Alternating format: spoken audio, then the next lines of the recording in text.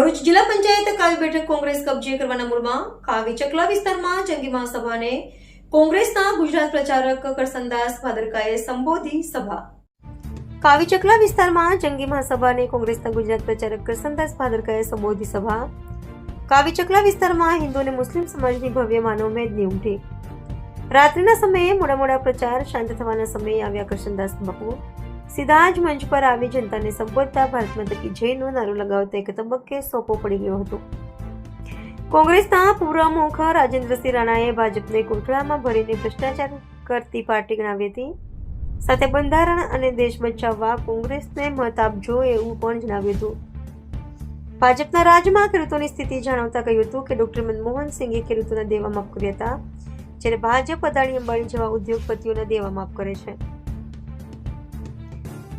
રાજેન્દ્રસિંહે આમ આદમી પાર્ટીને ભાજપની બી ટીમ ગણાવી કોંગ્રેસના મત તોડતી પાર્ટી ગણાવી. સાથે ગુજરાત પોલીસ પણ ભાજપના દબાણથી કોંગ્રેસના ઉમેદવારોના ઉમેદવારી ફોર્મ પાછા ખેંચવા માટે દબાણ કરતી હોય એવું પણ કહ્યું.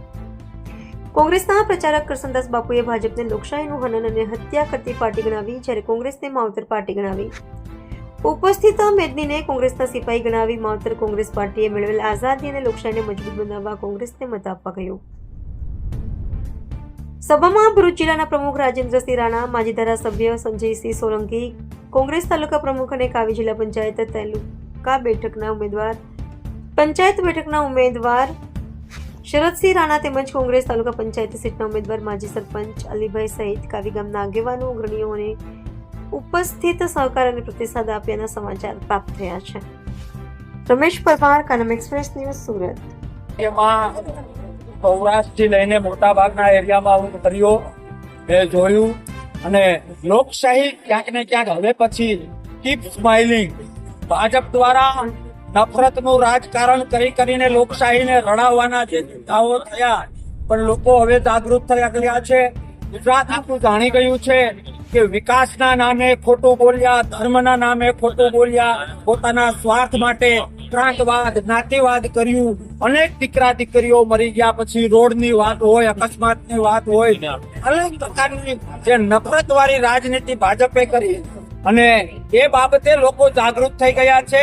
અને લોકશાહી પ્રેમીઓને મારે તમારા માધ્યમથી કહેવાનું છે કે દેશના દુશ્મન, લોકશાહીના દુશ્મન ભાજપની નેગેટિવ અને નકારાત્મકતા જે વાળી આઈડિયોલોજી અને કામો છે એનાથી ગુજરાતીઓ પરિચિત થઈ ગયા છે. અને માવતર પાર્ટી કોંગ્રેસ ફરીથી ગુજરાતમાં તાકાતથી આવી રહી છે. કારણ બીજેપી પણ જાણતું હતું કે હવે બીજેપી તરફી નફરતનું વાતાવરણ વધી ગયું છે. કોંગ્રેસ આવે છે, હવે કોંગ્રેસને રોકવી હોય તો શું કરવું, એટલે ભાજપે ગલુડિયાની જેમ આમ આદમી પાર્ટીને બટકું નાખવાનું ચાલુ કર્યું. પણ આનંદની વાત એ છે એક કોંગ્રેસી માટે, એક લોકશાહી પ્રેમી માટે, કે લોકો એ પણ જાણી ગયા છે કે આમ આદમી પાર્ટી એ પણ બીજેપીનું ગલુડિયું છે. માવતર પાર્ટી લોકશાહીની ચિંતા કરતી પાર્ટી 1947માં આજે હું બોલું છું અને લોકો સાંભળે છે, એ આઝાદીની જનેતા પણ કોંગ્રેસ છે. અને આવતીકાલ પણ ગુજરાત અને દેશમાં માવતર પાર્ટી કોંગ્રેસની છે અને કોંગ્રેસ. મારી વાત પ્રૂવિંગ જોતું હોય તો કેમેરો તમે ફેરવશો. રાતના કેટલા વાગ્યા છે, આ બધા ઘર લઈને બેઠા છે, એમ છતાંય કેટલા લોકોની હાજરી છે. આ બધું પોકારીને કે લોકશાહીમાં બાપ એ લોકો છે, રાજા એ લોકો છે. અને માવતર પાર્ટી એ ગઈકાલે પણ કોંગ્રેસ હતી, આજે પણ કોંગ્રેસ. બાપુ આણંદના સાંસદ કહી રહ્યા છે કે જ્યાં આગળ કોંગ્રેસની સીટ આવશે ત્યાં આગળ ગ્રાન્ટમાંથી ફાળો નહીં મળે. આણંદના સાંસદ MP આપણે બોલીએ ને તો મને તો એવું લાગે કે મેમ્બર ઓફ પાર્લામેન્ટ શબ્દનો અપમાન છે. સંસદ સભ્ય તરીકે એ શબ્દનું અપમાન છે.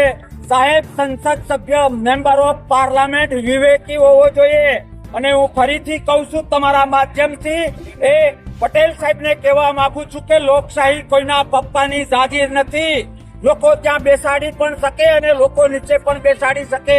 એમણે જે દાદાગીરી કરી એ દાદાગીરી, અને કોંગ્રેસ એવું કહ્યું ને કે એક પણ કોંગ્રેસ આવશે તો અમે ગ્રાન્ટ આપવાનું બંધ કરીશું. તો એના એકાઉન્ટમાંથી પૈસા આવે છે, તમારા મારા ટેક્સ ના આવે છે. પણ લોકો જાણે છે કે એની દાદાગીરીનો જવાબ દાદાગીરીથી નહીં, આવતી 26 તારીખે પંચાળમાં આંગળી કરી આવશે લોકો અને સંસદ સભ્યને રાતે પાણીએ રોવાનો વારો આવશે. મને તો લાગે છે કે રિઝલ્ટ પછી એ સંસદ સભ્યને મને લાગે છે ભાજપ રસ્ટિકેટ કરશે. રસ્ટિકેટ. બાપુ ગુજરાતમાં કોંગ્રેસની સરકાર પંચાયત અને તાલુકા પંચાયત ને મહાનગરપાલિકા કોંગ્રેસ કબજો આખા ગુજરાતમાં આશાસ્પદ લાગે છે. ખોટે ખોટા બંગડાઓ અને ખોટે ખોટી ફાકા ફોજદારીની ટેવ અને એક કામ ભાજપ માટેનું છે. પણ અમે જે લોકોનો પ્રેમ જોઈએ છીએ, ખૂણે ખૂણે તાલુકે જે પ્રેમ જોઈએ છીએ, હું ફરીથી કહું છું કે ગુજરાત કીપ સ્માઇલ. માવતર પાર્ટી કોંગ્રેસ આવી રહી છે.